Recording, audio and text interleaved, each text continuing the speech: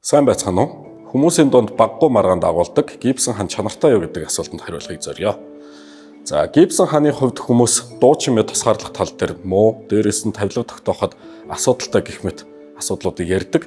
Тэгэхээр Гибсон хан маань ямар шалгууруудыг хангасан байх ёстой тухай товчхон танилцуулъя.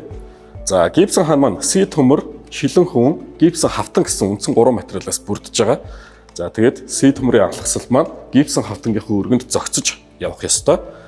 За, тэгээд дуу тусгаарлах тал дээр хан маань ямар шаардлагыг хангах ёстой вэ гэхээр хоёр талдаа 2 давхар буюу нийтдээ 4 давхар гипс хийгдсэн байх ёстой. Дундаа шилэн хүн хийгдсэн байх ёстой. Ингэжж дундаа вакуум маягийн орчин үүсгэснээр энэ хан маань өөрөө тусгаарлах хан байлаа гэхэд дуу чимээ болон дулаан тусгаарлах үүргийг гүйцэтгэх гэсэн үг. Зарим тохиолдолд Гибсон ханы тухайн хийцлүүдийг бүгдийг хийсэн боловч дуу тусгаарлах чанар алдагддаг тохиолдол байдаг. Энэ маань ихэнх тохиолдолд доор гарч байгаа арзиатгны нүх маань ханыхан хоёр талд яг харалдаа гарсан тохиолдолд дуу тусгаарлах чанар нь алдагддаг байгаа. Тэгэхээр энэ тохиолдолд яаж төлөвлөх вэ гэхээр тухайн арзиатг хоропыг зөрүүлж байршуулах ёстой байдаг. Ингэснээр дуу тусгаарлах чанараа алдахгүйгээр энэ Гибсон хан маань шаардлага хангана гэсэн үг. За, тэгээд тавилга тогтоох хэсгүүд дээр нэмэлтээр хүчтгэл хийж өгөх ёстой.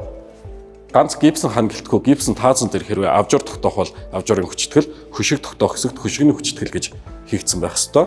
Мөн хаалганы харалдаа гарч байгаа энэ захын сий төмөр дээр биетэй бүх материалаар жишээ нь брус эсвэл квадрат төмрийг оролцуулан яг энэ дээр нь давхар хүчтгэл хийж өгөх ёстой.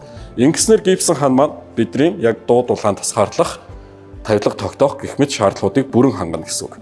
Гибсон хан маань өөрөө олон улсад хүлээн зөвшөөрөгдсөн стандарт байдаг учраас зөв хийсэн тохиолдолд асуудал үүсэхгүй гэж ойлгож байна.